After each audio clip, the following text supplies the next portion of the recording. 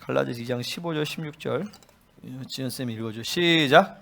우리는 본래 유대인이요 이방체인이 아니로되 사람이 의롭게 되는 것은 율법의 행위로 말미암음이 아니요 오직 예수 그리스도를 믿음으로 말미암는 줄 아므로 우리도 그리스도 예수를 믿나니 이는 우리가 율법의 행위로서가 아니고 그리스도를 믿음으로써 의롭다함을 얻으려 함이라. 율법의 행위로서는 의롭다함을 얻을 육체가 없느니라. 아멘. 자, 읽겠습니다. 시작. 자, 사람이 의롭게 되는 것은 이겁니다. 오늘 16절에 사람이 의롭게 되는 것은 이렇게 나오잖아요. 이게 오늘 말씀 제목인데 제가 원래 2장 15절부터 21절까지를 하려고 했는데 너무 길어질 것 같아서 이게 세 등분을 쪼갰어요. 자, 우리가 지난 시간에 1장 전체를 보면서 5가지 부르심에 대해서 이야기를 했습니다. 그 다음에 2장 1절부터 그 다음에 14절까지는 사도 바울의 간증에 대해서 얘기를 하는 거예요. 그러니까 15절부터 나오는 메시지를 위해서 1절부터 14절을 준비를 하는 거죠. 그래서 이 부분은 좀 넘어가도록 하겠습니다. 왜냐면 다 일일이 하면요 너무 이제 설교가 늘어지고 강의가 길어지기 때문에 오늘은 15, 16절만 딱 집중적으로 하는데 말씀이 굉장히 뭐라 하죠? 다 들었던 말씀이긴 해요. 여러분 다 들었던 말씀이긴 한데 어려울 수 있어요. 왜 어렵냐면은 함축적이기 때문에 어렵고 또 이것을 믿음으로 받아들이고 실체화하는 측면에서 어려워요. 그러니까 이게 기도가 많이 필요해요. 할렐루야. 그리고 이게 종교형과 율법, 불신을 부딪히기 때문에 그런 부분에서 막 돌파하면서 말씀을 들으셔야 돼요. 그리고 이번 말씀은 오늘 한 번이 아니라 계속 주중에 계속 들으셔야 돼요. 들으면서 이게 완전히 내가 사고 안에 완전히 자리 잡을 때까지 10년 안에 잘 되게 말씀 갖고 기도하시고 그러면서 말씀을 갖고 씨름하시기를 바랍니다. 자, 서론적으로 갈라디아서가 왜 이 시대 가운데 중요하냐를 좀 먼저 보도록 하겠습니다. 성경 건별로 하나님의 의도가 있어요. 성경 건별로 그냥 뭐 이야기가 아니라 다 성경 건별로 하나님이 그 성경을 주신 의도가 있습니다. 예를 들어서 에베소 같은 경우에는 교회론이에요. 교회론 중에서도 어떻게 하면 교회 안에 영적인 시스템이 세워지느냐를 보여주는 것입니다. 4장 11절이 가장 핵심이에요. 사도 선지자 복음 전파자 목사와 교사형을 따라서 성도를 온전하게 하며 봉사의 일을 하게 하는 그 영적 시스템을 구축하는 것이 에베소의 핵심입니다. 그러니까 이거를 제껴놓고 영적 전쟁에 대해서만 이야기를 하면 소용이 없는 거예요. 그죠? 에베소는 그게 하나님의 의도예요.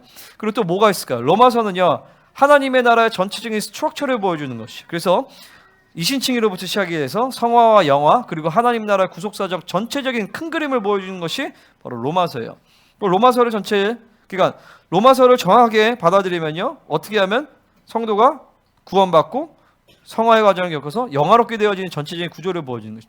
히브리서의 핵심은 뭐냐면 바로 하늘의 문을 열어준다라는 것이. 안식에 들어가게 만들어버려요. 로마서와 히브리서가 동일한 맥락으로 보여주지만 히브리서는 단번에 안식에 들어가는 것들을 보여주고 로마서는 전진적 성화를 보여줍니다. 그래서 이 모든 각 성경 건별로 하나님의 말씀의 의도가 있고 그 말씀을 정확하게 믿음으로 받아들여질 때 그것이 내 인격이 되고 내 성품이 되고 권세가 되고 능력이 나타나게 되어진다는 것이죠. 아멘입니까? 그래서 진리를 체계화하는 것이 이렇게 중요해요. 한 말씀 한 말씀 한 말씀이 한 건별로 여러분의 심령안에 진리가 체계화되어질 때 그 건별의 능력과 권세와 인격과 성품이 내 안에 실체화되어져서 언제든 그것을 나타낼 수 있다는 것이죠. 아멘입니까? 갈라디아서의 하나님의 의도는 무엇이냐? 바로 복음의 원자로를 심어준다는 것이. 복음의 원자로를. 여러분 그 아이언맨 아시죠? 아이언맨 보면 여기 이제 복음은 이게 원자로가 돌아가잖아요. 그러면서 막 파도 쏘고 그죠? 날기도 하고 그런 것처럼 우리 심령 안에 복음의 원자로가 이 뉴클리어 웨펀처럼 핵무기처럼 이게 원자로가 막 가동이 되어져야 돼. 그거를 셋업해주는 책이 바로 갈라디아서라는 것이. 특별히 이 시대는 아까도 얘기한 것처럼 주님의 재림의 때가 갈수록 그때 나타나는 현상 중에 하나가 뭐냐면 바로 적그리스도가 나타난다는 것이에요. 적그리스도 혼자만 나타나는 게 아니라 짐승이 2마리가 있어요. 하나는 적그리스도, 하나는 거짓 선지자죠. 거짓 선지자는 그러니까 적그리스도는 세계 정부를 구성하고 거짓 선지자는 세계 종교를 구성합니다. 이 두 사람이 나중에 이제 한 팀이 이루어서 하다가 나중에 그 음료를 죽여버리죠. 그러니까 그 음료를 죽고 거짓 선지자는 음료랑 또 다른 개념이에요. 그러니까 거짓 선지자, 음료, 적그리스도 이 세 개가 이게 삼위일체 같이 한 팀을 이루어서 거짓 삼위일체를 흉내내면서 나온단 말이죠. 근데 마지막 때가 갈수록 이 음료와 거짓 선지자의 역사를 통해서 세계 종교가 구축을 시켜버려요. 그러니까 지금 이제 소위 이제 천주교를 통하여서 교황권을 통해서 제가 이게 얘기하는 것은 천주교를 그러니까 성당에 다니는 모든 사람이 구원이 없다라고 얘기하는 것은 아니에요. 왜냐면 우리가 옛날에 선배들 뭐 로렌스 형제라든지 이런 사람들도 다 천주교 신자였단 말이에요. 사실은요. 거기에 다 모든 사람들이 다 부패하고 타락하고 다 지옥에 간다라는 것을 얘기하는 것은 아니지만 분명하게 교황권이라는 것은 천주교의 이 교회 교권화된 제도는 이건 타락한 종교다라는 것이. 이 성경에 얘기하는 음녀의 역사라고 볼 수가 있다는 것이죠. 할렐루야. 그래서 이게 어떻게 이 초대교회의 이 강력한 진리가 이 놀라운 교회가 무기력화되었는가? 그게 언제부터냐면 바로 컨스탄틴 대제 이후로 로마가 기독교를 국교로 공인하면서부터 이제 기독교가 기득권 세력이 된단 말이죠. 그러면서 많은 그 태양신 종교의 이방 종교의 요소들이 교회 안으로 들어가게 돼버려요. 그러면서 교회가 교권화되면서 교회가 전면적으로 타락하기 시작한 것입니다. 그러니까 성가대 자체가 문제가 있다는 것은 아니지만 사실은 성가대라는 구조, 회중 예배에 대한 구조, 그리고 막 이렇게 예배 때 막 이렇게 여기 막 보좌 있고 이런 있잖아요. 목사님 보좌 있고 이게 사실은 다 그때부터 시작이 된 거예요. 천주교에서부터. 천주교 교권화되면서부터 그런 구조가 생겨나게 되어진 것이죠. 그러면서 강단을 높이고 왜냐하면 성직자와 평신도 계급을 구분시키고 막 이런 것들. 우리가 높인 거는 키가 작아서 높은 거예요. 맞죠? 그러니까 보이려고 한 거잖아 말이죠. 그리고 우리는 내가 때로는 막 여기서도 사역을 시키잖아요. 그죠? 서로 사역하고 사실 엄밀히 말해서 초대교회 예배는 막 모든 성도들이 성령의 통로가 쓰임 받아서 막 갑자기 지식의 말씀이 임하면 막 손드는 거야. 나 지식의 말씀이 임했다. 그럼 질서가 안에서 지식의 말씀 선포하고 서로 예언하고 치유하고 이런 것이 원래 초대교회 예배였어요. 그런 것이 언제부터 망한 거야? 우리는 막 예배 형식이 없잖아요. 예배 형식이 기본적으로 있지만은 막 성령이 역사하시면 갑자기 막 사역했다가 막 안수했다가 치유했다가 막 이런 것이 원래 초대교회 예배는 그런 식의 예배였다라는 것이죠. 근데 그게 언제부터 타락해야 되냐? 결국 진리가 훼손되어지면서부터 그게 된 거예요. 그러니까 천주교화 되면서 국교화 되면서부터 그렇게 이제 진리가 타락하게 되어졌고 그런 것들 집대성한 몇몇의 사람들이 있었는데 그 중에 하나가 바로 어거스틴이라는 사람이에요. 그러니까 신학교 가면요 어거스틴의 신학을 거의 막 엄청 어거스틴 신학 그러니까 어떻게 볼 수 있냐면요 지금 전 세계 교회 신교 구교 할 거 없이 그러니까 개신교 천주교 모든 교회들의 가르침의 90%가 어거스틴의 가르침이라고 보시면 돼요. 그래서 다시 말해서 어거스틴의 가르침이 잘못되면 모든 교회의 진리가 타락한다고 볼 수가 있겠죠. 근데 어거스틴이 어떤 사람이었냐? 바로 이 사람은요 만이교에 심취했던 사람이에요. 이 사람은 네오플라톤주의자예요. 많은 사람들이 그거 몰라요. 네오플라톤주의자였기 때문에 여러분 이제 영화 중에서 반지의 제왕이죠. 반지의 제왕이 네오플라톤주의의 영향을 받아서 만들어진 작품이에요. 그래서 기독교적 요소도 있지만 신플라톤주의의 요소들이 많이 들어가 있어요.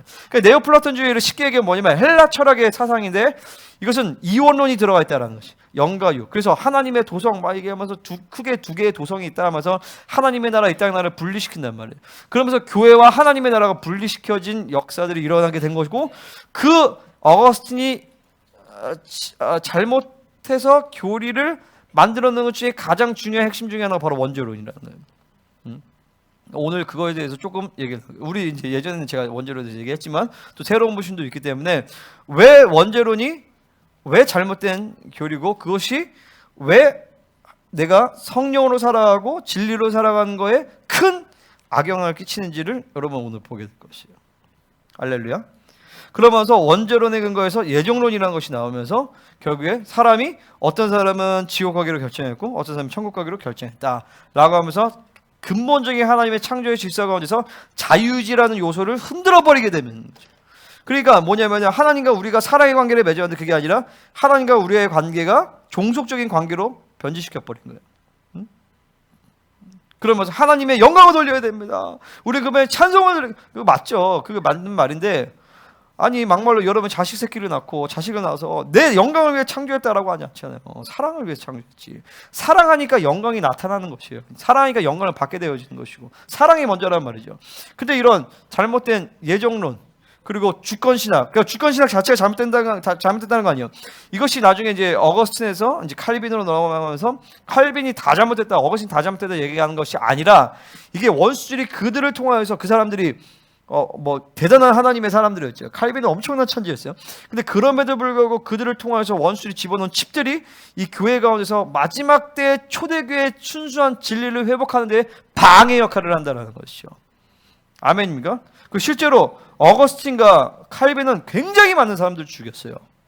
여러분 아시죠? 여러분 그거 아세요? 기독교 역사 가운데 개신교들을 가장 많이 인 종교가 어떤 종교일 것 같으세요? 첫 번째 이슬람, 두 번째 불교, 세 번째 천주교. 몇 번? 어? 천주교가 제일 많이 죽였어요. 그걸 모르죠 사람들이. 이슬람이 제일 많이 죽인 줄 알죠. 사실은 천주교도 제일 많이 죽였어요. 자, 어쨌든 오늘 이런 내용들을 가지고 이제 쭉 나중에 뒤에서 풀어나갈 것입니다. 자, 그래서 이제 갈라디아서에서는 복음의 원조로의 9가지 요소들이 나옵니다. 복음, 계시, 의, 믿음, 은혜, 성령, 약속, 후사, 자유 이런 9가지 요소들이 나오는데 지난 시간에 복음에 대해서 했었고 그리고 제가 새벽 예배 때 특세 때 복음에 대해서 계속 얘기했었고 또 첫 시간에 계시에 대해서 했고 오늘은 이제 의에 대해서 함께 보기를 원합니다. 의에 대해서. 자, 그래서 오늘 제목은 사람이 의롭게 되는 것은이에요. 자, 크게 세 가지 대지를 통해서 보겠습니다. 자, 대지 제목만 한번 딱딱딱 보여줘 보세요. 1번. 자, 읽겠습니다. 시작. 자, 두 번째. 세 번째.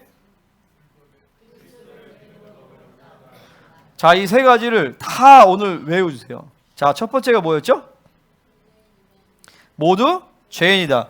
두 번째는 아니야 보여주지 말아봐. 말아보세요. 자, 두 번째는 뭐예요? 율법으로는 율법의 정확하게 율법의 행위로는 그러니까 율법으로는 아니에요. 율법의 행위로는 의롭다 하면 얻을 육체가 없다. 오케이? 자, 율법의 행위로는 의롭다 함을 얻을 육체가 없다. 다시 율법의 행위로는 의롭다 함을 얻을 육체가 없다. 이게 다 세 가지가 중요해요. 자, 세 번째는 뭐냐? 바로 그리스도로 믿음으로 의롭다함을 얻는다. 할렐루야. 이 세 가지가 우리의 마음 가운데 빡 박히기를 바랍니다. 자, 이제 갑니다. 자, 2장 15절 같이 읽겠습니다. 자, 시작.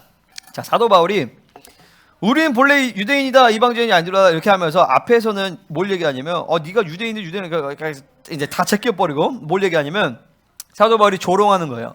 야, 니네가 유대인이니까 죄인이 아닌가 보다 이렇게 얘기해요. 이방인이니까 죄인인가 보다. 이게 아니라 원래 사도 바울이 얘기한 건 뭐겠어요? 야, 유대인이건 이방인이건 다 죄인이야 라고 얘기하는 것이죠. 잠깐 성경을 오늘 로마서를 많이 보게 될 것인데 로마서를 한번 쭉 가보겠습니다. 로마서 1장. 자, 로마서를 피세요. 자, 로마서 1장 18절 한번 읽어보세요. 읽어보겠습니다. 시작. 18절부터 쭉 나오면서 이방인들이 왜 죄인이냐라는 것에서 사도 바울이 쭉 얘기합니다. 그러면서 막 하나님을 알만한 것이 보이셨는데 막 하나님 비방하냐 이렇게 쭉 나와요. 그러다가 2장 1절에 딱 가서 2장 1절 하나 같이 읽어보겠습니다. 시작. 자, 2장 1절부터 누구를 염두에 두고 말하는 거냐면 유대인을 염두에 두고 얘기하는 것이. 야, 너네는 유대인이니까 죄가 없다고 생각하지. 너희는 죄인이 아니라고 생각하지. 남을 판단하는 너 유대인. 우리로 따지면 뭐겠어요? 너 예수 믿는다고 교회 다녀가지만 너 크리스천이라고 하면서 남을 판단하는 너 누구를 막론하고 네가 핑계하지 못할 것은 네가 판단하는 그 짓을 너도 한다라고 하는 것이죠. 유대인이라는 신분, 율법을 알고 있다라는 그 지식이 아니라 율법을 행하지 않기 때문에 너도 마찬가지로 죄인이다라고 얘기하면서 쭉 가면서 이것이 3장에서도 쭉 갑니다. 그러면 3장 9절부터 18절까지 딱 결론을 내리는 거예요. 3장 9절 같이 읽겠습니다. 그렇죠. 유대인이나 헬라인이나 한국 사람이나 이방인이나 누구나 다 죄 아래 있다라고 이미 선언하였다라고 하는 것이죠. 그러면서 1장 18절부터 3장 18절까지를 사도 바울이 갈라디아서에서는 15절에 딱 한 절로 우리는 본래 유대인이요 이방죄인이 아니로되 라고 얘기하지만 사실 본래는 뭐예요? 다 우리 모두 다 죄인이다라고 얘기하는 것이죠. 할렐루야. 자, 여기에 동의하지 않는 분, 나는 죄인이 아닙니다. 자, 없죠? 할렐루야. 자, 오케이. 여기서 이제 동의했으니까 이제 넘어갈게요. 첫 번째는. 자, 두 번째 가겠습니다. 자, 두 번째 대지는 뭐냐면 율법의 행위로는 의롭다 하면 얻을 육체가 없다라는 것이요. 자, 16절 한번 같이 읽겠습니다. 16절 시작. 이게 자, 계속 똑같은 말을 하는 것 같지만 그렇지 않아요. 자, 오늘 이 15절의 말씀은 자, 율법의 행위로는 의롭다 하면 얻을 육체가 없다. 이거를요. 로마서로 다시 가보세요. 자, 이 16절 한 절을 가지고 3장 19절에서 31절까지를 풀어내는 거예요. 16절 한 절 가지고. 그리고 20절은 이제 6, 7, 8장을 다 풀어내는 거예요. 그러니까 왜 이 갈라디아서 함축적인지를 이제 우리가 알 수가 있어요. 자, 율법의 행위로는 의롭다함을 얻을 육체가 없다. 우리가 먼저 율법의 행위를 봐야 돼요. 율법의 행위에 대해서. 자, 율법의 행위는 유대인에게는 613가지의 율법을 얘기해요. 율법을 통해서 의롭다함을 받는다. 그게 안 되죠, 이게. 자, 이방인에게는 뭘 얘기하냐면 양심이 그들의 율법이라고 했어요. 양심이 말하는 것을 100% 순종한 사람이 아무도 없어요. 그래서 이방인이나 유대인이나 유대인에게는 613가지 율법, 이방인에게는 양심이 율법이 되어서 결국에 율법으로 살아가는 것은 뭐냐면 율법의 행위로 살아갈 수밖에 없다는 것이. 그러니까 뭐냐면 내 노력, 내 힘으로 살아갈 수밖에 없는 거죠. 율법의 행위라는 것은. 그러니까 율법으로 살아가면 필연적으로 내 노력, 내 행위로 살 수밖에 없어요. 그러니까 율법으로 살아가는 사람의 특징이 뭐냐면 끊임없이 내가 움직이게 돼 있어요. 어떻게 해야 되지? 내 생각이 움직이고 이때 뭐 해야 되는 거 아닌가? 사람의 눈치 보고 하나님의 뜻과 하나님의 의지와 하나님의 공급을 고려하지 않고 내 뜻, 내 방법, 내 행위를 계속 고려하면서 내 육체가 움직인단 말이죠. 그러니까 필연적으로 복잡해질 수밖에 없어요. 그죠? 근데 그 율법의 행위로는 의롭다함을 얻을 수가 없는 것이죠. 왜냐하면 율법 자체의 문제가 아니라 율법을 행하는 육체의 문제가 있기 때문에 그래요. 사르스의 문제가 있기 때문에 율법은 그 자체로는 선해요. 그죠? 하나님 주신 거기 때문에. 하지만 율법이라는 시스템 자체에서는 그 율법을 순종할 수 있는, 율법을 행할 수 있는 육체 자체가 한계성을 가지고 있는 존재이기 때문에 아무도 율법의 행위로는 의롭다함을 얻을 육체가 없다라는 것이죠. 할렐루야. 그 의는 무엇겠어요? 의는 하나님의 인정이에요. 한 번도 죄를 짓지 않았다는 하나님의 인정이에요. 그죠? 그러니까 어떻게 한 번도 하나님의 완전한 의의 율법의 행위로 내 힘과 노력을 이룰 수가 있겠어요? 없다라는 것이죠. 그러면 그 육체가 무엇인가를 우리가 좀 보기를 원합니다. 자, 육체라는 것은 헬라어로 따라해서 사르스예요. 히브리어로는 바사르입니다. 바사르. 그러니까 바사르, 사르스 동일한 거예요. 근데 헬라어로 사르스라는 것은 이게 자, 원래 인간이 사르스였는가? 그렇지 않아요. 인간이 육체가 됐다는 것이 이 육체, 그러니까 헬라어로 육체라는 것은 소마라는 말이 있거든요. 이 소마는 중립적인 몸이에요. 생물학적 몸을 얘기해요. 우린 소마를 가지고 있었지만 원래부터 소마였지만 사르스는 원래부터 사르스는 아니었어요. 왜 사르스가 되었어요? 아담의 범죄로 인해서 인간이 사르스가 된 거예요. 그죠? 아담의 첫 번째 죄, 우리가 보통 그것을 원죄라고 얘기한단 말이죠. 아담의 첫 번째 범죄로 인해서 인간이 육신이 되었다라고 창세기 6장에서 얘기하는 거예요. 그들이 육신이 됨이라. 그것이 바로 그들이 사르스가 되었다라는 것이. 사르스라는 것은 무슨 말이냐면 그 자체로는 죄가 아니지만 죄를 끌어당기는 성질을 가지고 있는 존재론적인 연약한 몸이에요. 할렐루야. 그러니까 소위 우리가 이것을 교회에서나 신학교에서는 이것을 죄성이라고 얘기한단 말이죠. 근데 사실은 죄성이라는 말은 그렇게 좋은 표현은 아니에요. 왜냐면 여러분 내가 질문해 볼게요. 죄성을 가지고 있습니다. 그 죄성을 가지고 있는 사람은 죄인입니까? 의인입니까? 죄성을 가지고 있다라고 해서 반드시 죄인은 아닌 거예요. 그런데 죄성을 가지고 있다라고 했을 때는 우리가 뭘 생각하냐면 죄인이다라고 생각할 수 있는 거예요. 그러니까 죄성이란 말이 표현보다도 사르스라는 표현이 정확한 표현이에요. 그러니까 이것을 이제 NIV 성경에서는 sinful nature라고 번역을 했단 말이죠. 죄가 충만한 본성. 그래서 로마서 8장 3절에서 뭐라 하냐면 그 아들을 죄 있는 육신의 모양으로 정하셨다라고 얘기해요. 예수님이 죄 있는 육신의 모양을 가지고 오셨단 말이에요. 그 예수님이 죄가 있다라는 거예요, 없다라는 거예요. 그 여기서 이제 헷갈리는 거죠.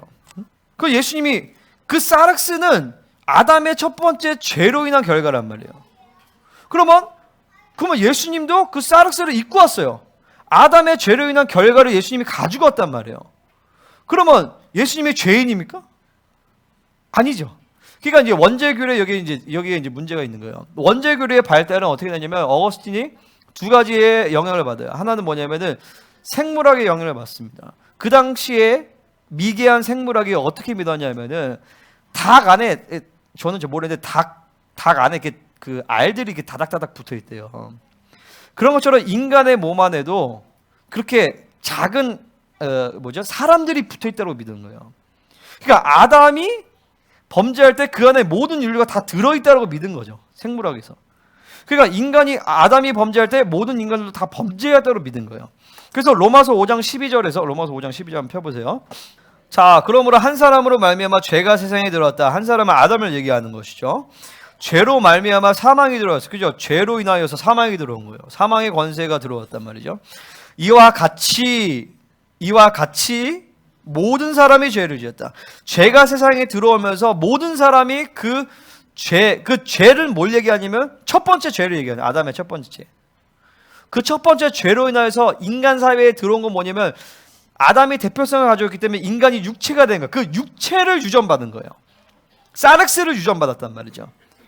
그 사륵스를 유전받아서 이와 같이 모든 사람이 그 사륵스로 말미암아 죄를 지었다라는 거예요. 그래서 사망이 모든 사람에게 이르렀다라는 것이죠. 그러니까 다시 말해서 아담의 첫 번째 죄로 인한 결과는 사륵스를 우리가 다 갖게 된 것이다. 할렐루야. 두 번째 뭐냐면 그렇지만 아담의 첫 번째 죄로 인해서 모든 인간들이 그 죄로 인한 죄책을 가지게 된 것은 아니다라는 거예요. 무슨 말인지 아시겠어요? 아담의 죄를 여러분이 회개할 필요가 있어요, 없어요? 없다라는 거죠. 여러분이 죄를 안 졌기 때문에. 무슨 말인지 아시겠죠? 근데 원죄교리는 죄성과, 그러니까 다시 말해서 죄성이란 표현보다 사륵스와 죄책을 합쳐놓은 게 원죄인 거예요. 그래서 아담의 범죄로 인하여서 사륵스와 죄책을 우리가 다 가지고 왔기 때문에 존재적인 죄인이 된 거죠. 그러니까 그게 아니라, 자, 여러분 보세요. 모든 사람의, 그러니까 원죄교리의 강점은 뭐냐면 모든 사람을 죄 아래 가둔다라는 강점이 있어요. 하지만 원죄교리가 아니더라도 모든 사람은 다 죄 아래 있어요. 그렇죠? 사륵스를 이겨낼 수 있는 사람이 없거든요. 사륵스를 이겨낼 사람이 없기 때문에 어차피 모든 사람은 다 죄인이에요. 모든 사람이 죄를 범하였으며 하나님의 영광에 이르지 못하였더니. 할렐루야. 자, 그러면 이 원죄교리의 이게 문제가 뭐냐면 죄성과 죄책을 연결시켜 버렸기 때문에 사륵스 안에 죄책을 같이 집어넣어 버린 거예요. 자, 다시 한번 더. 자, 원죄교리의 그건 뭐냐면은 죄성과 죄책을 합쳐 버렸기 때문에 이걸 사륵스 안에 뭉쳐놓은 거죠. 그러니까 그러면 뭐 어떻게 되냐면은 이거를 합쳐놓으면 예수님도 죄인이 돼버리는 거예요. 예수님 죄인이 아니잖아요. 예수님 아담에 대한 죄책이 없단 말이죠. 그러니까 예수님이 사륵스를 가지고 오셨지만 성령을 완벽하게 힘입어서 한 번도 죄를 짓지 않으신 거예요. 그러니까 우리 그걸 알아야 돼요. 예수님이 슈퍼맨으로 오신 게 아니에요.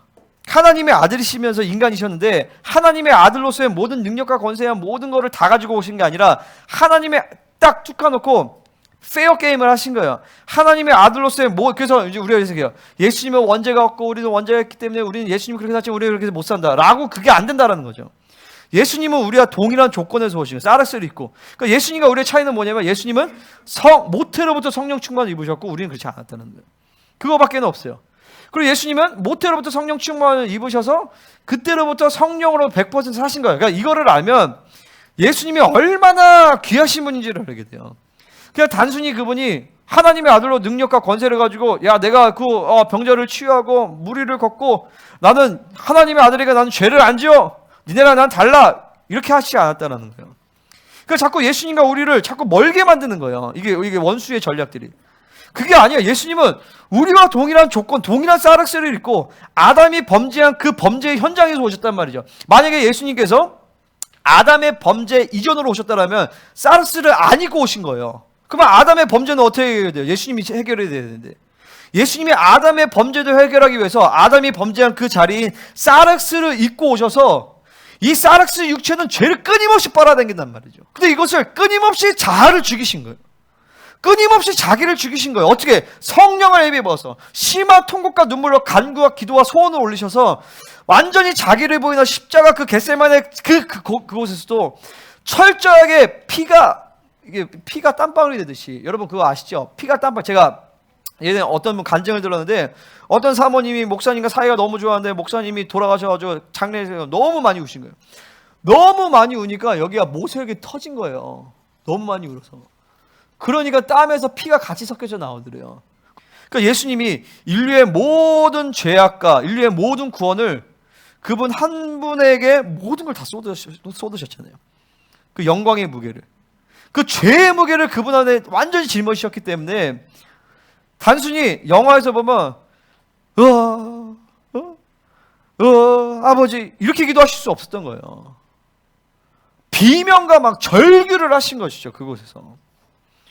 왜냐면 이 한 번에 이제까지 30여 년을 주님께서 잘 이렇게 승리해서 오셨지만 인류의 모든 죄악을 한 번에 짊어지고 죽어져서 하나님 아버지의 관계가 끊어지는 그 고통을 그분이 견디시기가 너무 힘들단 말이에요. 단순히 죽는 문제가 아니라 한 번 사역을 잘못해서 역류를 해도 일주일 고생할 때가 있어요. 인간의 모든 죄악들을 그분 안에 다 짊어지시고 완전히 하나님의 임재가 완전히 끊어져서 완전히 죄인으로서 여기심을 받는데 그게 얼마나 힘드시겠냐고요. 그래서 그분께서 그렇게 사륵스를 입고 그 모든 것들을 이겨내시고 우리의 구원의 모델이 되신 거예요. 할렐루야. 그러니까 뭐냐면 이 원죄교리가 이런 것들을 다 방해한단 말이죠. 그리고 뭐냐면 죄성과 죄책이 연결되었다고 믿으면 우리가 여전히 우리는 사륵스를 갖고 있어요. 그죠? 사륵스를 갖고 있기 때문에 우리는 예수님처럼 못 된다고 믿는 거예요. 왜냐면 사륵스를 가지고 있기 때문에. 여러분, 자 보세요. 예수님도 그 사륵스를 가지고 쉽게 얘기해서 죄성을 가지고, 그러니까 죄성이라는 표현이 이게 자꾸 우리에게 오해를 일으키게 돼요. 죄의 공장이라는 생각을 갖게 된단 말이죠. 근데 그 사륵스. 이 사륵스는 그 자체로 죄가 아니라 사륵스는 죄를 짓게 만드는 우리의 옛사람의 속성인데 이 사륵스는 싸움의 대상이 돼버려요. 그러니까 보세요. 자, 그러면은 우리가 이렇게 생각할 수 있어요. 그러면은 예수님이 죽으시고 부활하시고 우리를 거듭나게 한 다음에 사륵스를 분리시켰으면 되는데 왜 여전히 우리 안에 사륵스를 주셨을까? 왜 여전히 옛사람을 분리시키지 않았을까? 이런 생각이 들 수 있죠. 그죠? 제가 질문해 볼게요. 왜 하나님은 마귀를 없애시지 않았을까? 이걸 우리가 동일하게 보면 돼요. 또 어떻게 볼 수 있냐면 왜 우리의 삶 가운데 여전히 나를 방해하고 나를 어렵게 만드는 그런 요소들이 여전히 존재할까? 동일하거든요. 할렐루야. 아멘. 여러분 괜찮죠? 자, 새가 하늘에 날아오를 때 가장 방해가 되는 것이 공기래요. 근데 공기를 뚫고 나가면 그 다음부터는 이 안식 단계에서는 쭉 날아갈 때는 계속 비행을 유지하기 위해서는 공기가 그것을 유지하게 만드는 거예요. 마찬가지로 이 사륵스라는 것은 지금은 너무 주님으로 살기에 방해되는 요소지만 계속 새 사람을 번성시키게 함에 있어서 스파링 대상이 되면서 새 사람을 강성하게 만드는 요소가 되는 거예요. 할렐루야. 여러분 마귀도 마찬가지예요. 마귀가 왜 존재하느냐? 우리의 스파링 대상이 되어주는 거예요. 원수가 자 우리가 종교형 싸움을 했어요. 왜 종교형을 두셨는가? 종교형과 싸움하면서 영적 전쟁하면서 우리가 더욱더 순전하게 하나님을 예배할 수 있고 하나님을 만나는 거룩한 신부가 되게 만든단 말이죠. 아멘입니까? 왜 불신앙이 존재하느냐? 불신앙과 싸우면서 더 강력한 믿음의 사람이 되게 만드는 것이야. 아멘. 할렐루야. 아멘. 자, 믿음으로 반응합시다. 아멘.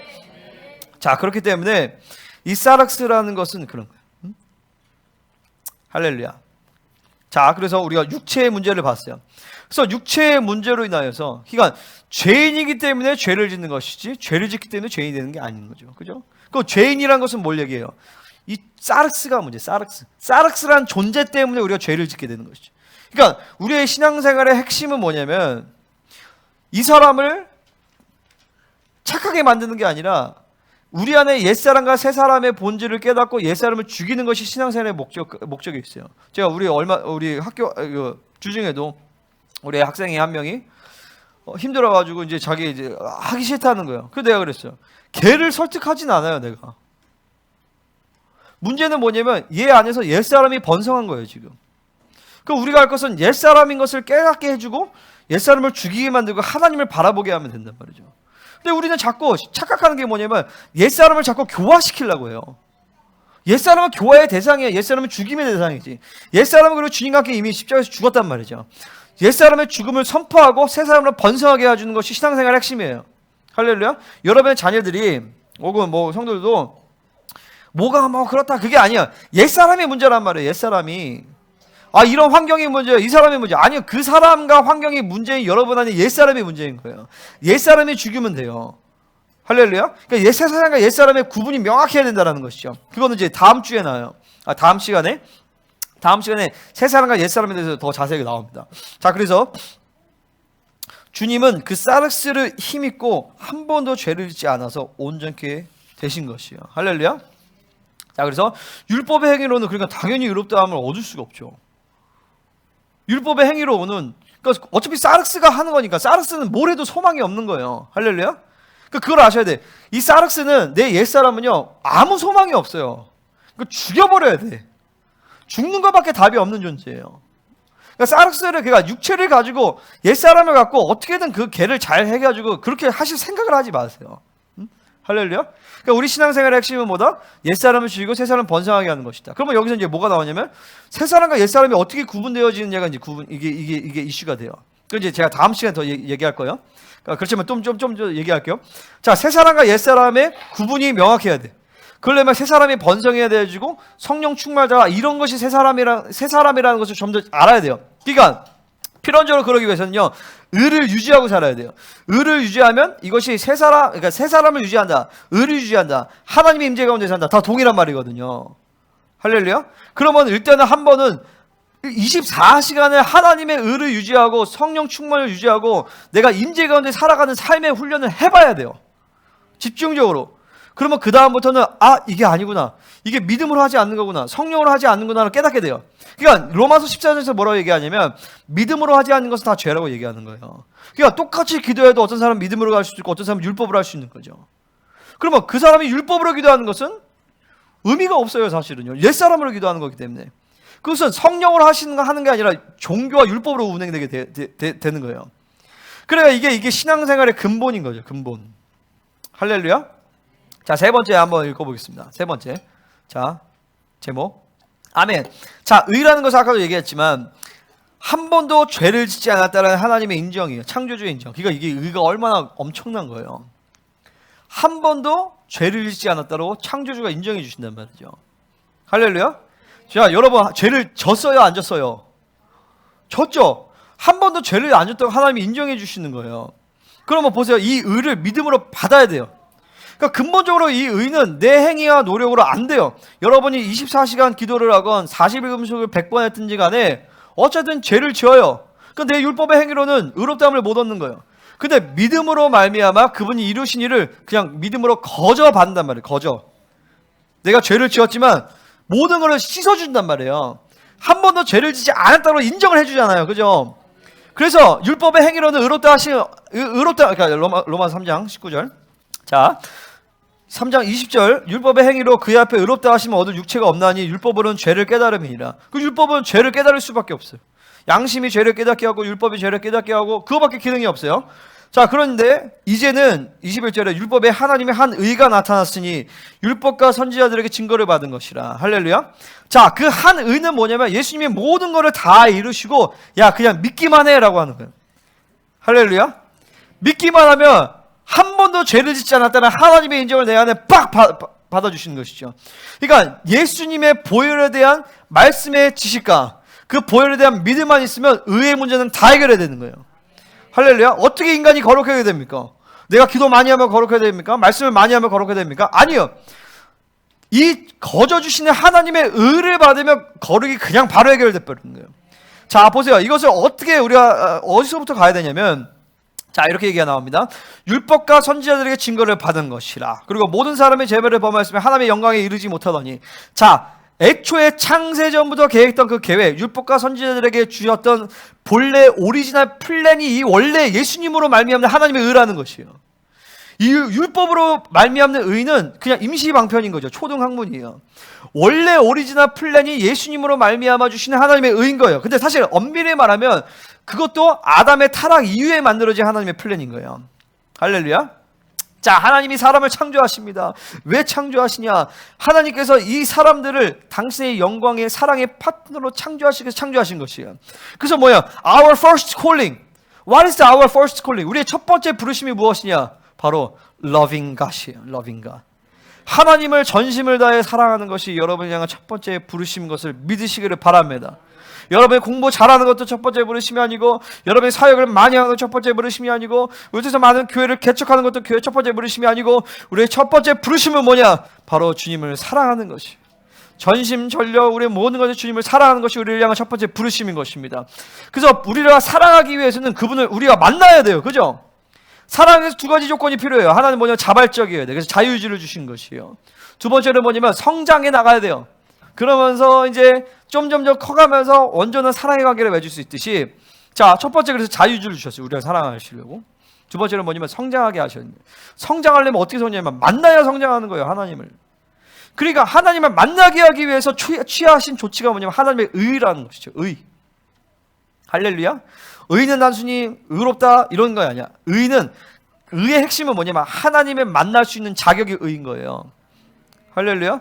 그러니까 그분은 우리를 만나주시기 위해서, 우리가 만나고 그분과 교제하고 그분과 사랑하기 위해서 하나님은 아담을 창조하시자마자 의를 부여하신 것이에요. 너 나와 만나자. 그러니까 아담은 완전하게 하나님을 전면적으로 만날 수 있었던 것이죠.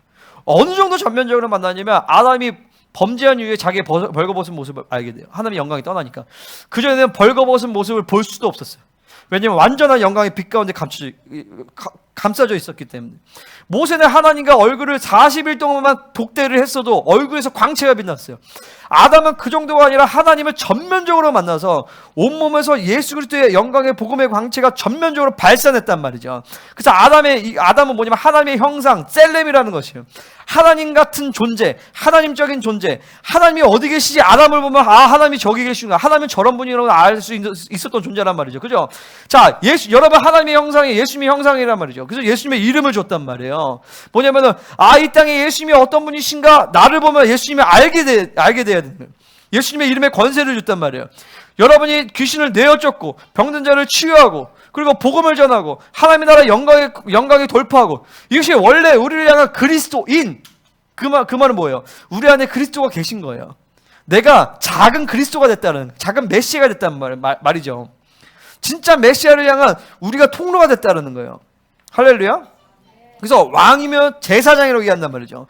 성경 전체에서 왕이면서 제사장이보다 예수님 한 분밖에 없어요. 근데 우리 뭐 왕 같은 제사장이래요. 왕이면서 제사장. 또 고린도서 13장에서 뭐냐면 너희가 예언하기를 힘쓰라는 거예요. 뭐냐면 우리가 또 선지자라는 거예요. 왕, 제사장, 선지자의 직임을 신약의 교회들은 다 가지고 왔어요. 왜냐면 우리는 작은 메시아로서 이 땅에서 살라고. 할렐루야. 자, 그래서 다시 이제 의에 대해서 본다면, 하나님께서 원래 아담을 창조하신 관계는 사랑의 관계, 의의 관계였어요. 그죠? 사랑의 관계, 의의 관계. 근데 아담이 범죄함으로 말미암아 인간이 육체가 되었어요. 범죄하면서 인간이 육체가 되고 사르스가 들어오게 되면서 모든 사람이 범죄하게 됐단 말이에요. 그러면서 뭐가 깨어지면 사랑의 관계와 의의 관계가 깨져 버린 거예요. 그러니까 하나님의 마음은 뭐냐면 어떻게든 얘들을 사랑하기를 원하시는 거예요. 우리와 사랑의 관계를 회복하기를 원하신단 말이죠. 단순히 사랑의 관계를 회복하는 뿐만 아니라 하나님적인 존재로서 완전히 성장하여서 하나님과 이제 대단하게 완전한 사랑을 하기를 하나님이 원하셨던 거예요. 할렐루야. 그러니까 인간이 타락하기를 하나님이 알고 계시다는 게 아니에요. 하나님을 알기를 원치 않으셨단 말이죠. 하나님이 타락을 안 때면 우리 여기 지연이가 죄짓고 회개했어요. 그럼 하나님이 쟤 또 죄질 거야 라고 한다면 이거 온전한 회개가 아니죠. 그죠? 온전한 용서가 아니죠. 하나님은 또 죄질 것에 대해서 생각을 안 하신단 말이에요.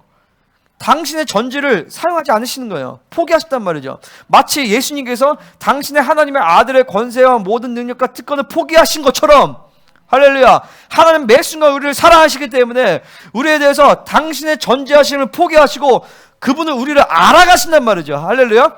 그분의 전지하심이 어디서 활동이 어떻게 역사하느냐, 어떤 선택을 하든지 간에 내가 너를 완전한 예수의 장소의 분량에 이르게 할 것이다, 이렇게 당신의 전지하심을 사용하시는 것이에요. 할렐루야. 그래서 인간이 타락하기를 다 계획해 놓고 하신 것이 아니라 인간이 타락한 거예요. 범죄하여서.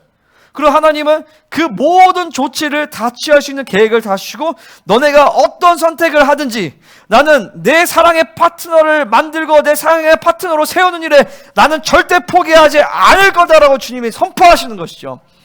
그 최고의 대가를 치르신 것이 바로 하나님 자신이 인간이 되어 오셔서, 인간이 되신 것뿐만이 아니라 사르스를 입고 오셔서, 사르스로 입고 오신 것뿐만이 아니라 모든 죄, 상처, 모든 저주를 그분 안에 다 뒤집어 쓰시고 인간이 치를 수 있는 가장 최악의 형벌의 십자가에서 완벽하게 죽으신 것이에요. 할렐루야. 죽으시고 거기서 끝난 게 아니라 하나님의 아들로 성령으로 말미암아 부활하셔서 자신의 하나님의 아들의 존귀한 피를 가지고 하늘의 성소에 오르셔서 인류의 모든 죄악의 기록을 싹 청산하신 것이죠. 할렐루야. 그리고 그 피를, 동일한 피를 여러분의 심령 가운데 뿌리신 것이, 여러분 안에 회개할 때마다 보혈이 운행되어져요. 그 보혈은 십자가에서 우리의 죄를 뒤집어 씌시고 죽으시고 흘리신 피가 아니라 부활하셔서 하나님의 아들로서 인류의 모든 죄악을 단 한 번에 씻으신 그 거룩한 피를 우리 가운데 두신 것이에요. 그러니까 그 피를 통하여서 회개할 때마다 죄의 효력과 능력이 삭제되어지고, 단순히 너 다시 죄를 안 졌다라고 인정해 줄 뿐만 아니라 죄의 효력과 능력을 삭제시켜버리면서 옛사람의 권능을 삭제시켜버리니까 예수님처럼 변화되게 만든다라는 것이죠. 할렐루야. 그것뿐만이 아니래요. 예수님의 피뿐만 아니라 예수님의 말씀도 주시고 성령도 주셔서 하나님의 영의 본체 우리 안에 와셔서 물피 성령, 말씀과 성령과 보혈이 우리 안에 운행되게 하셔서, 죄를 지으면 말씀이 우리를 깨닫게 하시고 성령이 죄를 깨닫게 하셔서 회개할 때마다 회개의 영으로 우리 안에 임하시고, 예수님의 보혈이 우리의 모든 죄를 삭제시키셔서 옛사람의 권능과 사르스의 능력의 효력을 죽이면서 우리를 하여금 실질적인 의인이 되게 만드신다라는 것이죠. 할렐루야. 그게 바로 의예요. 의. 할렐루야. 자, 이것을 이제 믿는 자에게, 이 사실을 받아들이는 자에게 이 예수님께서 이루신 모든 사건이 우리한테 적용이 되어져요. 할렐루야. 다 적용이 되어지면서 회개할 때마다 우리가 죄악은 이제 하늘의 기록이 안 되어 있어요. 양심의 기록이 되어 있단 말이에요. 이 양심의 기록된 죄악을 내가 회개할 때마다 보혈이 운행되어 양심의 죄를 떼게 씻어버려요. 그러니까 하나님이 나를 완전하게 의롭다 하신 그 의가 날마다 갱신되는 거예요. 날마다 갱신이 되어지니까 구약과 신약에 나와 있는 모든 하나님의 약속의 말씀들이 하나님의 백성 가운데 성취되어지는데, 그것은 신약으로 따진다면 하나님의 의롭다함을 받은 자들에게 적용이 되는 거예요. 그렇죠? 자, 아멘. 자, 그래서 그 복음을 우리 가운데 주신 것이죠. 그래서 복음을 통하여서 우리는 죄인이었는데 하나님 나라에 그냥 겨우 들어가는 백성 정도가 아니라 죄인이었다가 하나님의 나라의 상속자로 들어가게 되는 것이, 왕으로서, 왕의 자녀로서 왕적 종기를 가지고. 근데 그러려면 여기서 왕의 자녀의 훈련을 해야 돼요. 쉽게 얘기해서 그분과 살아야 된다는 거예요. 그분과 살아야 돼요. 그 의를 가지고 날마다 주님과 의의 관계를 유지하면 그분을 만나야 되는 것이에요. 그게 핵심이에요, 여러분. 할렐루야. 자, 왕의 자격에, 왕의 훈련의 가장 핵심은 뭐냐면 계속 왕을 만나는 것이, 매 순간. 그러니까 보세요. 가장 중요한 건 뭐예요? 모든 훈련에서 여러분이 막 아이들 말씀도 다 필요 없어. 다 제일 중요한 건 뭐냐면 늘 하나님을 만나는 훈련이 됩니다. 응? 할렐루야. 예배 때 하나님을 만나야 돼요. 계속. 기도할 때만 하나님을 만나야 돼요. 찬양할 때는 하나님을 만나야 돼요. 계속 그분의 음성을 듣고 그분과 교제하고. 그러면 어느 순간에 하나님의 왕의 형상이 우리에게 나타나게 되어 있어. 왕의 종기가 나타납니다. 그러니까 어렸을 때는 왕자가 왕을 만납니다. 그러면 아버지 뭐 이렇게 하지만 좀 더 커가면 이제 왕과 왕의 정사를 나누게 되었어요. 하나님 나라 통치가 어떻게 운행되어지는지, 이 세상이 어떻게 움직이는지, 이 공동체가 어떻게 움직여지는지, 어떻게 가는지, 왕의 종기와 권세가 나타나게 되는 것입니다. 자, 그럼 마지막으로, 자, 이 의를 받아들인 자에게 어떤 효력이 나타나느냐. 자, 세 가지를 보겠습니다. 첫 번째 뭐냐면은 모든 인생의 문제가 해결되어져요. 목사님, 여전히 나는 의를 받았지만 인생의 문제가 많은 것 같습니다. 아니, 그렇지 않아요. 문제가 있어도 문제가 안 되게 만드십니다. 할렐루야. 왜냐면 모든 인생의 문제의 핵심은 뭐예요? 죄의 문제란 말이죠. 죄의 문제가 해결되기 때문에 모든 인생의 문제는 없는 거예요. 아멘. 믿으세요? 믿으십니까? 아멘. 그러니까 모든 문제는 뭐냐면 옛사람이 문제예요. 옛사람이. 사르스가 문제란 말이죠. 이 사르스가 문제지 다른 돈이 문제나 환경이 문제나 사람이 문제가 아니란 말이에요. 왜 그 사람이 나한테 문제가 되겠어요? 내 옛사람 때문에 그 사람이 문제가 되는 거예요. 왜 돈이 문제가 되겠어요? 내 옛사람이 그것을 문제로 여기기 때문에 문제가 된단 말이죠. 왜 이런 환경이 문제가 되겠어요? 그 환경 자체가 문제가 아니라 내 옛사람이 그것을 문제가 되게 만드는 것이에요. 내가 이번 한 주간에도 막 공격이 너무 심해서 힘들었지만 나는 알아요. 뭐냐면 이 힘든 이유는 뭐냐면 내가 아직 새 사람이 번성하지 않아서 그렇다. 그렇게 방향을 잡으셔야 돼요.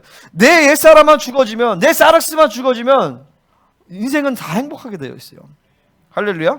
그러니까 나한테 와가지고 뭐 자꾸 다른 얘기하지 마세요. 내 사람을 죽이세요. 할렐루야. 사르스가 문제란 말이에요. 사르스가. 예수님이 문제가 얼마나 많았겠어요. 생각해 보세요. 예수님 당시에 모든 천상천하가 다 예수님을 바라본단 말이에요. 모든 사탄마귀의 모든 세력들이 예수님이 실패하면은 모든 인류는 다 끝나버리고 자기가 그토록 원하는 창조주를 모욕하고 창조주를 진멸해볼 수가 얼마나 좋겠어요. 그죠? 사탄이 모든 최첨단의 기술과 모든 걸 다 동원해서 예수님 한 사람을 공격해. 그죠? 예수님 자신 안에 사르스가 또 자신을 또 힘들게 만들어. 자기 공동체에 있었던 제자들조차도 자기를 배신해. 그 상황 가운데서 예수님이 문제 삼은 것은 저 제자 놈의 새끼들, 저 새끼들을 진짜 죽여버리고 싶다 이러면, 씨 엘리야 한 사람만 있었어도 내가 좀 덜 힘들 텐데, 왜 주님은 나한테 베드로, 심지어 가론다 저 새끼 저거 내가 배신할 거 지금도 알고 있지만, 예수님 이렇게 하지 않았어요. 모든 것이 문제 가운데 휩싸였지만 예수님의 가장 싸움은 뭐냐면은, 내 뜻대로 마시고 아버지 뜻대로 하시옵소서. 내 힘으로 하게 하지 마시고 내가 아무것도 할 수 없습니다. 아버지께서 하셔야 됩니다. 아버지가 보시지 않고는 아무것도 할 수 없습니다. 나를 모욕하는 거겠지만 성령을 모욕하면 안 된다. 성령을 철저하게 힘입어서 내 뜻대로 마시고 아버지 뜻대로 하시옵소서. 내 원대로 하지 마시고 아버지의 원대로 하시옵소서. 그분이 그게 가장 핵심적인 그 싸움이 그거였던 것이죠. 할렐루야. 여러분, 우리가 해야 될 싸움은 환경과의 싸움이 아니에요. 엄밀히 말해서 귀신과의 싸움도 하면, 엄밀히 말해서 가장 중요한 싸움은 내 육체, 이 사르스, 내 자아와의 싸움이 가장 핵심이란 말이죠. 그러니까 다시 말해서 그 외의 모든 인생의 문제는 하나님이 다 해결하신 거예요. 죄로 인하여서. 두 번째는 뭐냐? 의를 가진 사람은 하나님을 늘 만나게 됩니다. 기도 가운데 하나님 만나게 되고, 예배 때 하나님 만나게 되고, 말씀 묵상하면서 하나님 만나게 되고. 그럼 왜 하나님 만나지 못하냐? 의를 점검해 보세요. 두 번째, 존경을 점검하시면 돼요. 늘 하나님 만나서 하나님 만나서 변화되게 됩니다. 세 번째, 의를 유지하면요, 계속적으로 회개하게 되어져. 이게 내가 지금 믿음으로 했는가, 내가 내 생각으로 했는가, 계속적으로 회개하게 돼요. 계속적으로 회개하면서 점점 더 거룩의 깊이로 나아가게 되어지는 것입니다. 할렐루야. 여러분, 오늘 이 말씀을 정확하게 받아들일 때 어떤 현상이 일어나게 되어지냐면, 하나님 만나는 것이 쉬워집니다. 하나님을 쉽게 만나게 됩니다. 그리고 의의 유지가 돼요. 의의 유지가. 그러니까 오늘부터 여러분 씨름하세요. 오늘부터 싸우세요. 여러분부터 그 말씀부터 막 씨름하세요. 하나님, 내가 오늘 하루 종일 24시간 동안에 이 의를 붙들고 살기 원합니다. 새 사람으로 살기를 원합니다. 그렇게 하다 보면 나중에 이제 다음 설교에서는 이제 뭐가 나오냐면, 새 사람과 옛 사람의 이제 구분, 이런 것들이 나오거든요. 그러면 이제 나올 거예요. 그죠? 그러니까 일단 여러분 이번 주 이 말씀을 잘 소화하시기를 부탁드립니다. 할렐루야. 자, 기도하겠습니다.